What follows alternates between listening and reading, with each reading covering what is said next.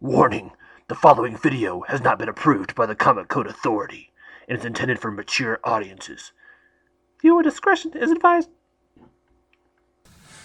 Hey, what is going on, everybody? Welcome back to another episode of The Comic Assassin. It's Drewski. It's Friday. This is the day we'll let you guys know what books I picked up, and we're going to do a comic book review, spoilers included. First off, I want to give a quick shout out to Matt at The Boy Who Had Seven. If you're watching this show and you have not checked out The Boy Who Had Seven, you need to. He's such an awesome guy, and he's doing this great, awesome series. It's probably been one of my highlights of the week of watching other YouTube content creators when it comes to comic books. He's doing this 12 Days of Christmas. He did this little surprise thing. He's bringing some content creators, more well-known and less known, onto his channel, and he's given away some great comic book gifts to these people, and it's been very heartwarming. It's been very humbling just to even to watch. If you can watch some of these shows without not shedding a tear, you might be a sociopath or something. But anyway, he's been knocking it out of the park, man. Matt, you're an awesome dude. Keep it up, man. I think I can probably speak for the rest of the comic book community that you're an awesome fellow, man, and you're warming our hearts with this series, and just bless you and thank you for everything that you do. But let's get into the books that I picked up this week, and it was a light week. Light week. Only $1 book. I got Dark Horse Presents number 52. Got it because it has a little Sin City story in it. Figured I'd give that a try. They have a lot. My LCS has tons of these Dark Horse Presents in their dollar bins. Most of them, they don't have They don't have any of the major keys.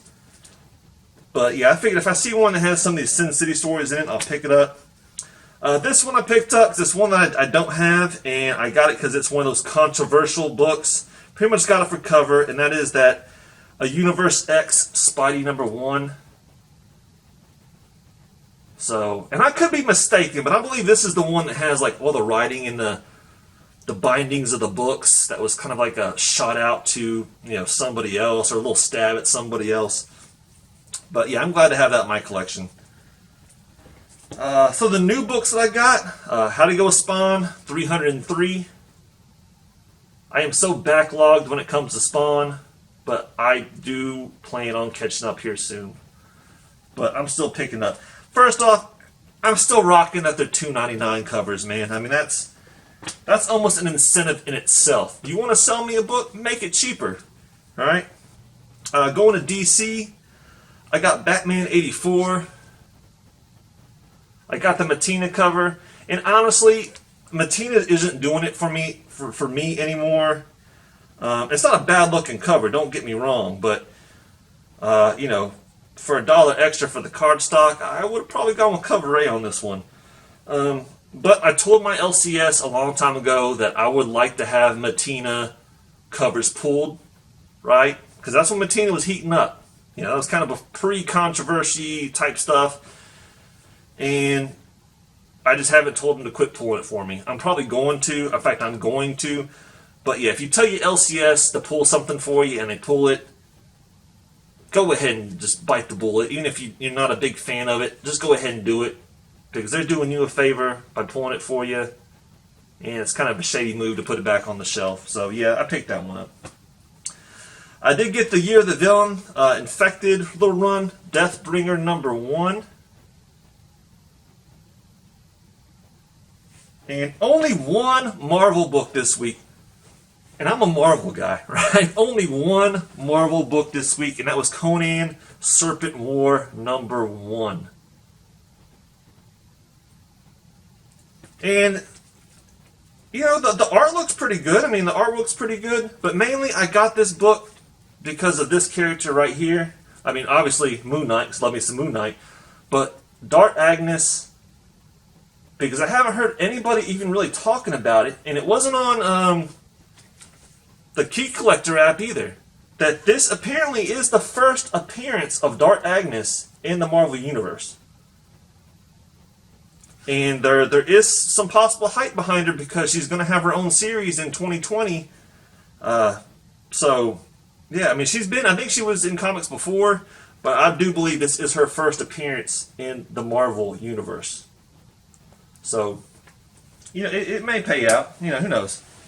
But the two books I picked up this week, which I will be reviewing for you this week, is first off, Kill Whitey Donovan #1. This is a Dark Horse book. It is a miniseries. This is 1 out of 5. It's brought to you by Sydney Duncan and Natalie Barona. So to jump into it, basically it starts off, this woman's lying in bed, but obviously she's waiting for something, right? And she's talking about how it's hard. First off, this takes place in 1864, Donovan County, Alabama, which is not a county in Alabama. It may have been historically, but I find that kind of weird because, why talk about certain places like Alabama, Atlanta, and then make up a name of a county? I don't understand that. But anyway, she's waiting for the clock. The clock ticks to where she wants it, and she is making a run for it. We don't know what from at this point.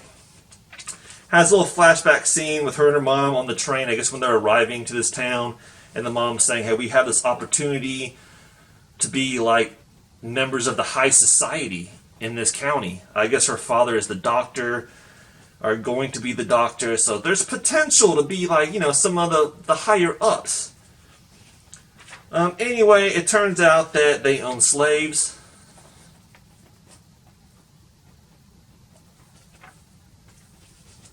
And let's see. First off, let's see if it says what it is.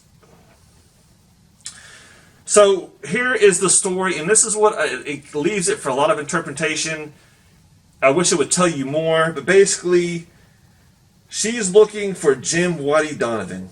It's been 8 weeks since he left for the war, 1 week since my sister took her life, and 2 days since I decided that bastard was going to die for what he had done to her.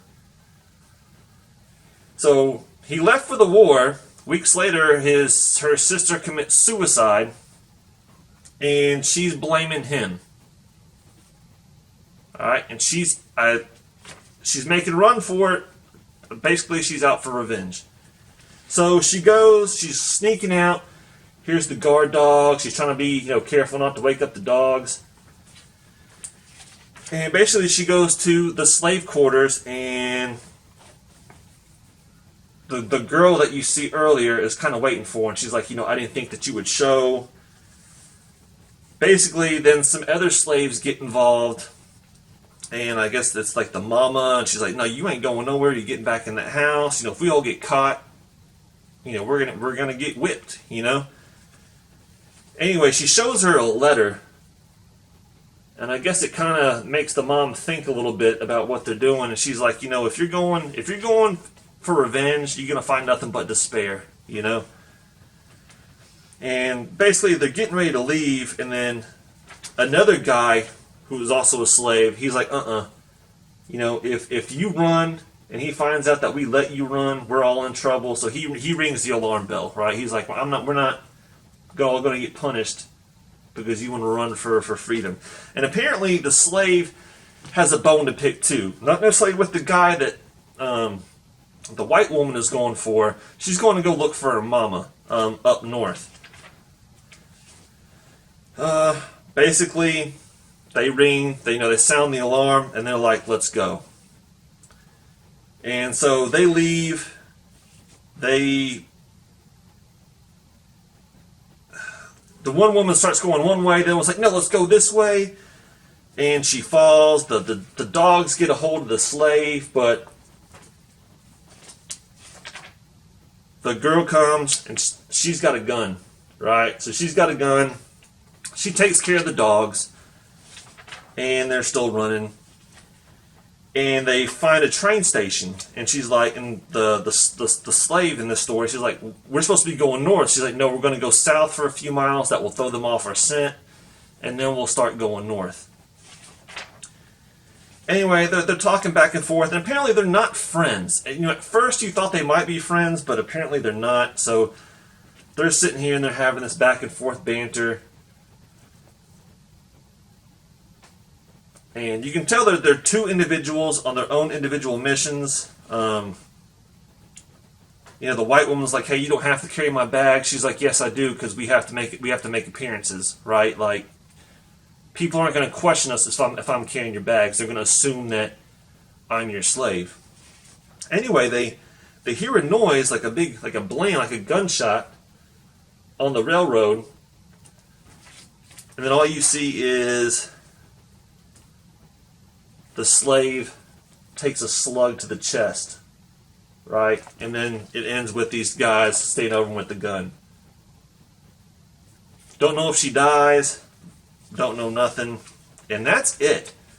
It wasn't, the artwork wasn't great. It wasn't terrible. It was decent artwork. It didn't really suck me in, though. It was a good book. I might pick up issue 2. But yeah, it kind of... They're obviously building up to something, but they didn't give you enough of the backstory of why they're actually leaving. Why they're risking their lives of leaving this slave trader's house. It's unclear about what her relationship is. She's living in the house, right? Is she married to the slave owner? Is she the daughter? It's like we don't. There's none of that information is given. So they left too many gaps in the storyline for me to say, yeah, this is a great book. But it wasn't bad. I still recommend it if that's something that you're into. But that's Kill Whitey Donovan. The next one is The Butcher of Paris, and this is also a Dark Horse comic. It's written by Stephanie Phillips, Dean Coates, and Jason Whitey. The cover alone intrigued me. The title intrigued me. And basically this is based on true events, which also intrigued me. So let's jump into this one.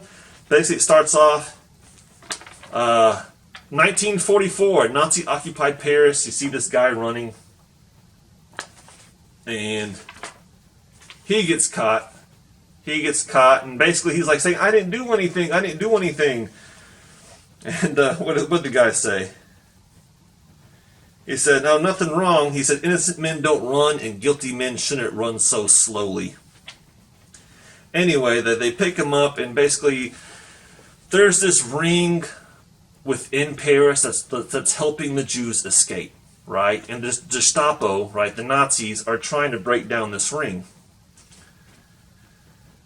So it fast forwarded this couple here.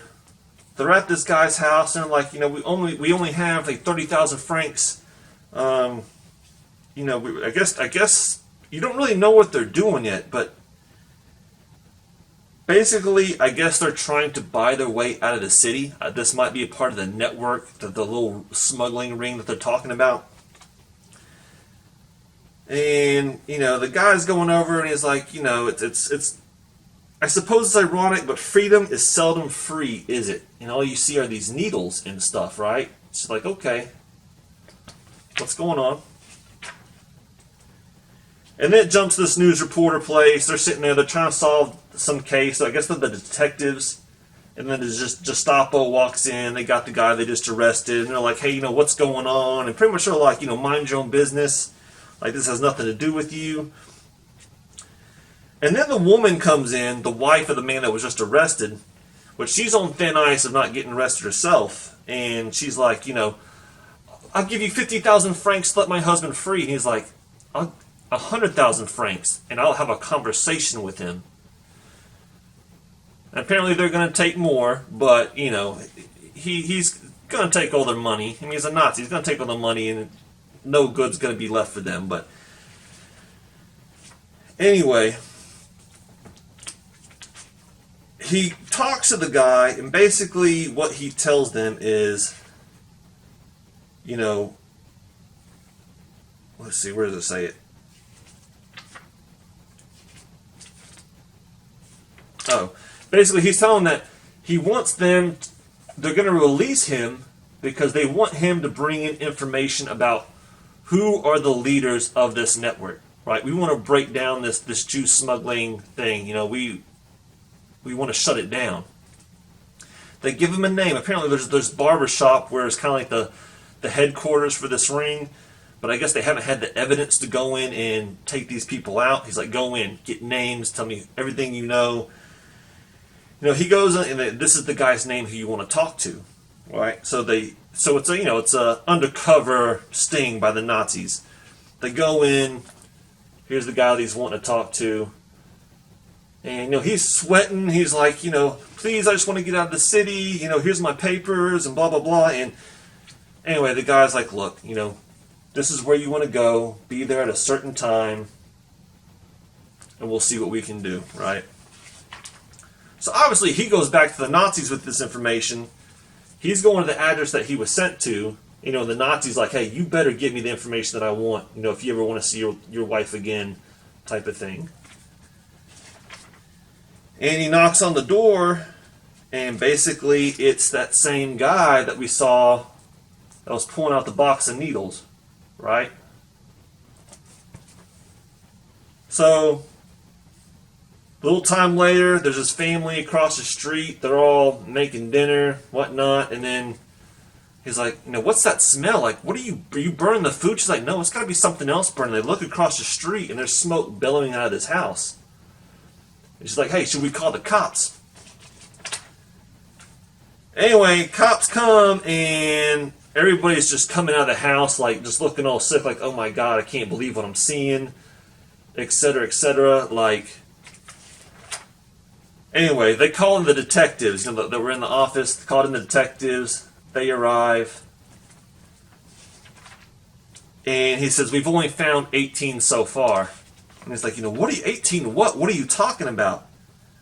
And basically they go down to what appears to be the cellar, and he goes, we have found ourselves in a monster's lair. So apparently someone's been up in there, cutting some people up, burning evidence, etc. And that is it, right? But what's also, what I do like about this is there's a nice, 2-page spread, I'm assuming by the author, that goes into a little bit more of the history about this story. Person's a history nut, and he came across when he was doing his research on the Nazi occupation of France. He came across a man named Marcel Patois, right? Who was a real guy and has been labeled the Butcher of Paris. And apparently he has been accredited for killing anywhere up to 60 to 200 people, right? So he was a known serial killer.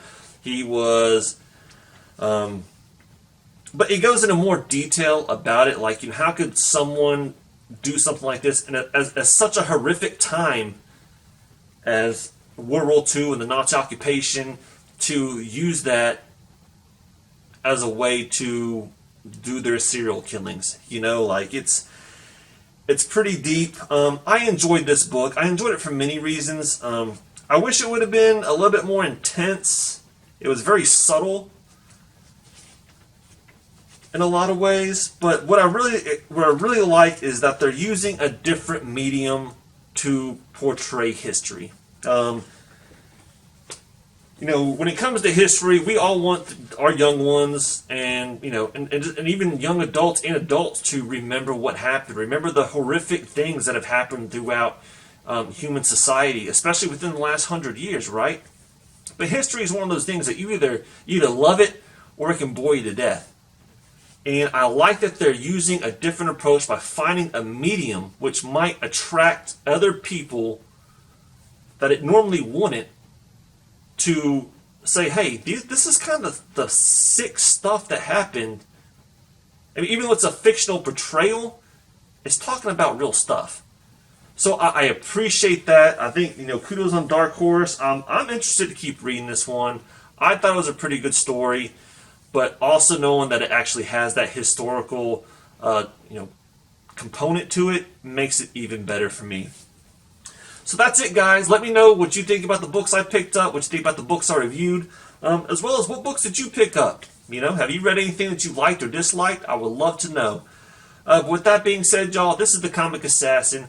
I'm wishing all of y'all a great weekend. And if you do happen to get out, which you should be doing Christmas shopping, you should be getting that Christmas shopping done now. But if you're going doing some Christmas shopping for yourself or for others when it comes to comic books, I'm wishing all of y'all happy hunting.